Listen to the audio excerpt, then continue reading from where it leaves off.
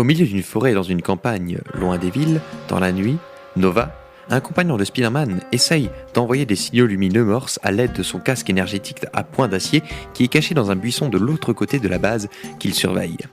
La base en question est occupée par des Chitauri, race extraterrestre hostile à l'humanité.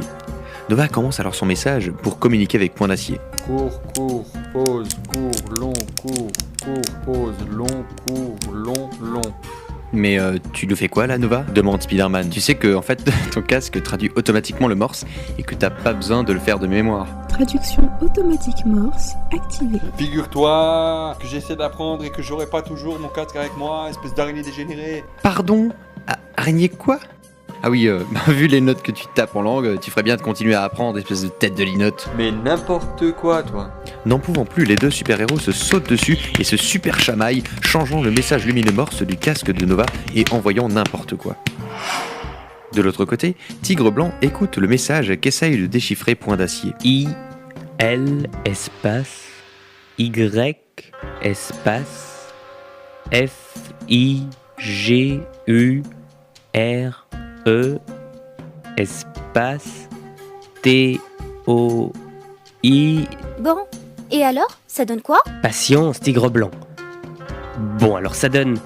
Il y a 2 gardes au sud, 3 au nord, et figure-toi qu'une araignée dégénérée se tape des mauvaises langues à cause de sa tête de linotte dégénérée. Mais ça veut rien dire. Oh bon sang, me dites pas qu'ils sont encore en train de se chamailler. Mais que fait Luc? De l'autre côté, Spider-Man et Nova se sont retrouvés à faire des moulinets avec les bras l'un sur l'autre et à tourner la tête de côté quand Power Man se place entre les deux. Bon, Peter, Sam, on a un message à faire passer. Alors Nova, tu écris ton message sur un papier et Spider-Man, tu l'envoies avec l'un de tes lanceurs à toile longue distance. C'est lui qui a commencé d'abord. Mets-toi là, vas-y là. Power Man tape alors du poing. Ça vient. Spider abruti, là. Tête de nœud. Les deux s'exécutent alors et Point d'Acier reçoit le message dans la toile qui vient se coller sur son visage, l'empêchant de respirer. Mais Nova, pourquoi tu m'as tapé sur le bras quand je visais le tronc d'arbre à côté de Point d'Acier ? Eh bien, on n'est pas sorti de la... Base.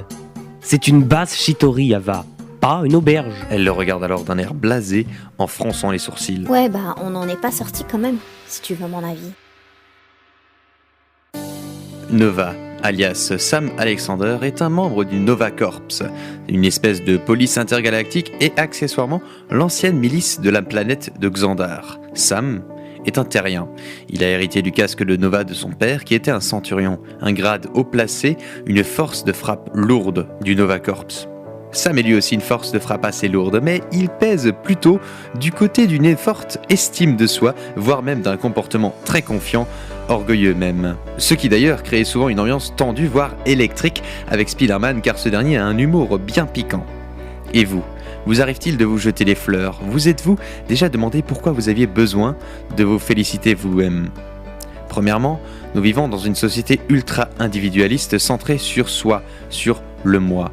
Et du fait de cette centralisation, rares sont les personnes qui s'intéressent aux autres, qui sont altruistes. Alors comme personne ne s'intéresse à moi, je vais m'intéresser moi-même à moi en premier. Proverbe 16, versets 18 et 19. L'arrogance précède la ruine, et l'orgueil précède la chute. Mieux vaut être humble avec les humbles que de partager le butin avec les orgueilleux. L'orgueil d'un homme l'abaisse, mais celui qui est humble d'esprit obtient la gloire. Proverbe 29, verset 23. La Bible nous encourage à l'humilité. Alors je vous lance un défi. Aujourd'hui, et cette semaine qui vient, lorsqu'il arrive une occasion de vous vanter, au lieu de vous auto-féliciter, eh bien, je vous propose de ne pas le faire. Faites profil bas et attendez que quelqu'un d'autre le fasse. Et si personne ne le fait, gardez simplement votre attitude humble. En gros, intéressez-vous plus aux autres et moins à vous-même. Bon courage.